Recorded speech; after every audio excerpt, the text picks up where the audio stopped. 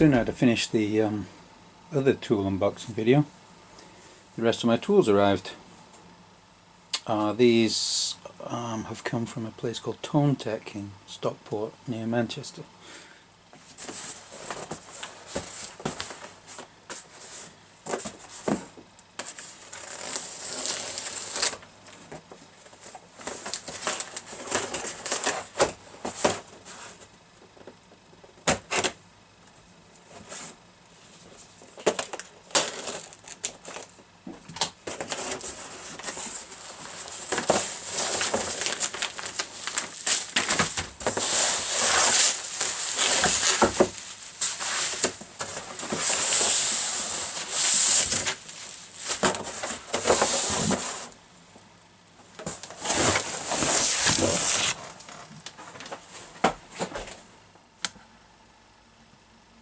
Okay, so got them all out of that big box. It's a little bit more manageable now. So let's take a look.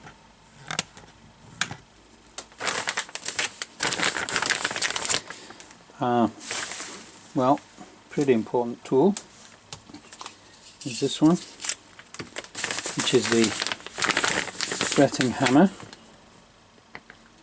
And I didn't go for a terribly expensive one of these, as I did look at dead shot ones, but I was sort of advised for an amateur such as myself, the dead shots were a bit more difficult to use, so this has a harder and a softer side, and for a less experienced fretter I'm less likely to actually damage the frets with this one.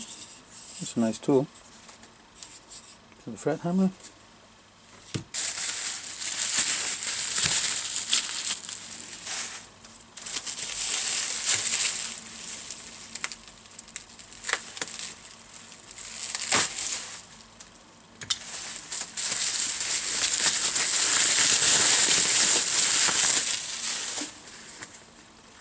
A set of fret Tang clippers, because the Vox Lynx has binding on the fretboard, so I need to cut the Tang off the fret wire in order to sort of get the correct overhang over the binding. Don't need a knife for this one. You can see there's a bit of a diagram how that works. So you're just trimming the Tang away like that. This is Symptoms one from Belarus, it seems. I did look at the Hosco ones. The benefit of this was was more adjustable, so it was potentially two Hosco ones or this, so I went for this. I don't think this is probably sort of a lifetime tool like the Hosco ones might be, but I'm not a professional luthier, so there's a certain, well, it'll be under less use with me. Also, I don't tend to have very many guitars with binding. One other guitar with binding. Most of the time I play Fenders, Strats and Tellys, so I won't have to deal with binding that much. But yeah, so the Tang presumably goes in there and we just snip it off. Never actually used these before, so you'll see how I get on when I do the refret.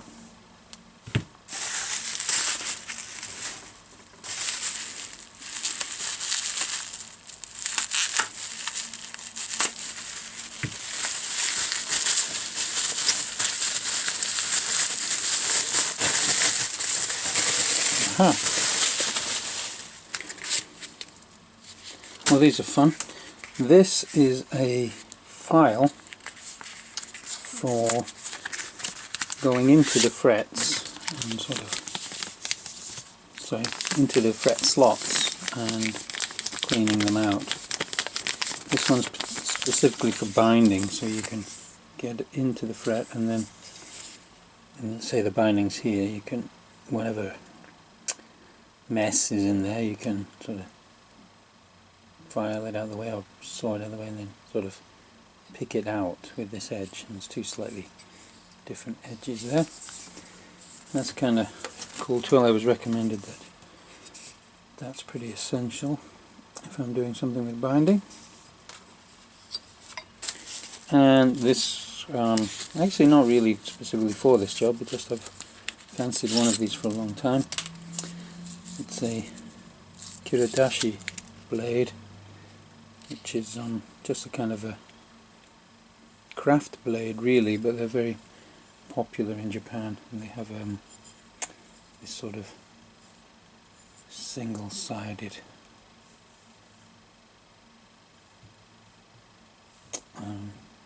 cut to them. Never used one before, kind of curious. It's potentially pretty dangerous if not handled properly.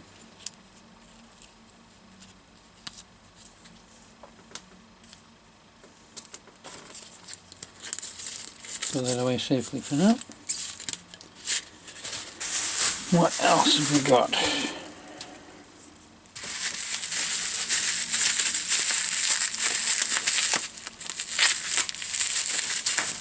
Can't always remember everything I've ordered.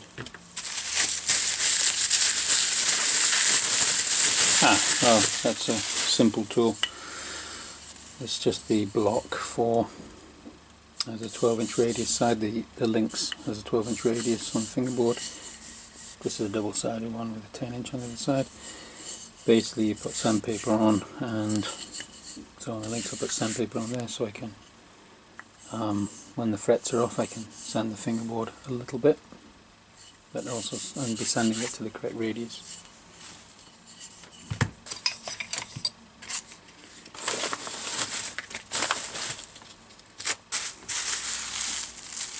And then, the last thing inside my invoice is actual fret wire, which comes in a coil, which I'm told means I don't need a machine to curl it slightly. Got a bit of a knock because my wife decided to kick it on the way in, accidentally of course. So that's a bit of a pain. Hopefully we can work around that.